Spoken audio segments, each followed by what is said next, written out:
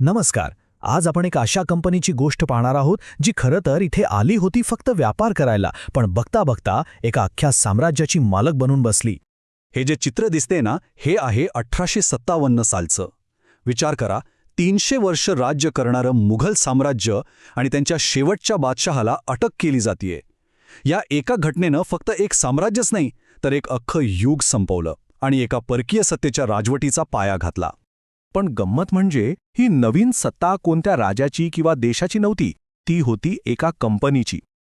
आता प्रश्न हाच पडतो की फक्त काही व्यापाऱ्यांच्या गटानं मिळून एवढ्या मोठ्या देशावर, एका उपखंडावर विजय मिळवला तरी कसा?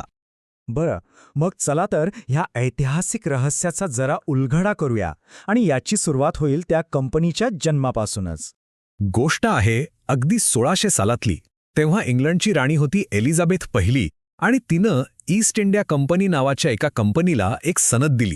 कशासाठी? तर पूर्वेकडच्या देशांसोबत व्यापार करण्यासाठी.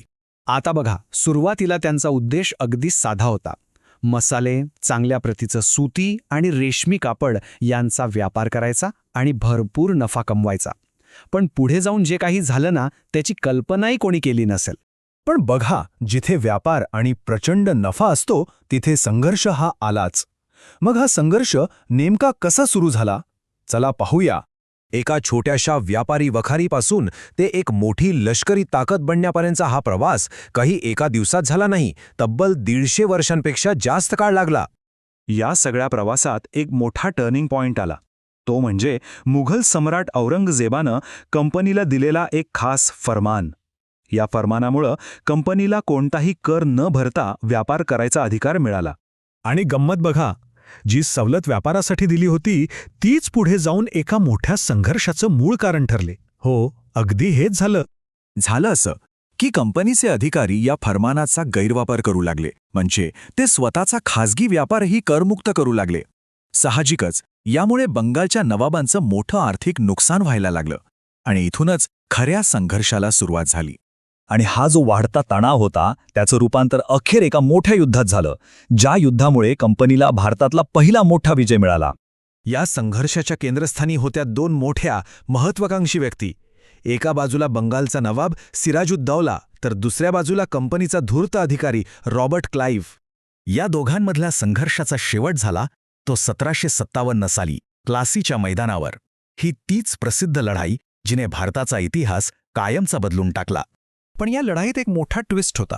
नवाबाच्या पराभवाचं खरं कारण म्हणजे त्याचाच एक सेनापती मीर जाफर कधी लढलाच नाही.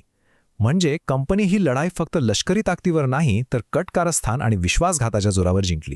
प्लासीच्या लढाईनंतर तर सगळं चित्रच पालटलं. कंपनीनं बंगालमध्ये आपल्या मर्जीचे कठपुतळी नवाब बसवायला सुरुवात केली. या नवाबांकडून मग जमीन आणि पैसा भेट म्हणून उकळला जाऊ लागला.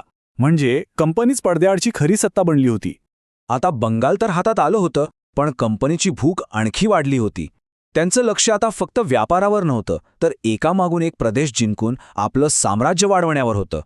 पण हा विस्तार काही इतका सोपा नव्हता. म्हैसूरच्या वाघ म्हणून ओळखल्या जाणाऱ्या टिपू सुलतानसारख्या अनेक पराक्रमी शासकांनी कंपनीला कडवा प्रतिकार केला. त्यांच्यासोबत कंपनीची अनेक युद्ध झाली.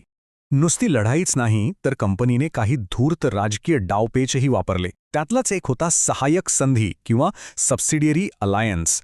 यामध्ये भारतीय राजांना कंपनीचं सैन्य स्वीकारावं लागायचं आणि त्याचा खर्चही उचलावा लागायचा.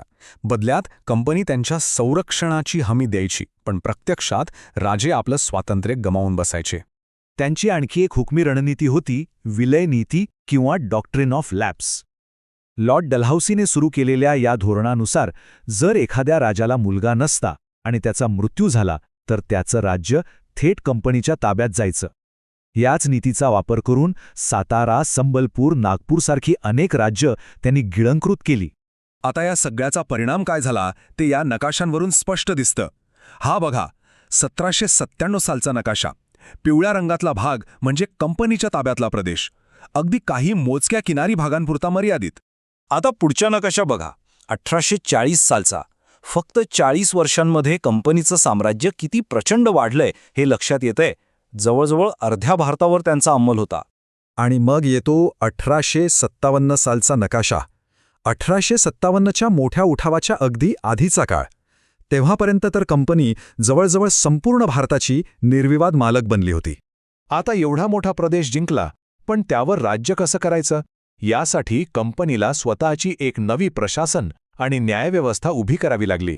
त्यासाठी त्यांनी काय केलं तर संपूर्ण प्रदेशाचं प्रेसिडेन्सीमध्ये विभाजन केलं, म्हणजे बंगाल, मद्रास आणि बॉम्बे. कर गोळा करण्यासाठी आणि कायदा सुव्यवस्था सांभाळण्यासाठी कलेक्टर नावाचं एक नवीन पद तयार केलं. दिवाणी आणि फौजदारी अशी नवी न्यायालय सुरू केली.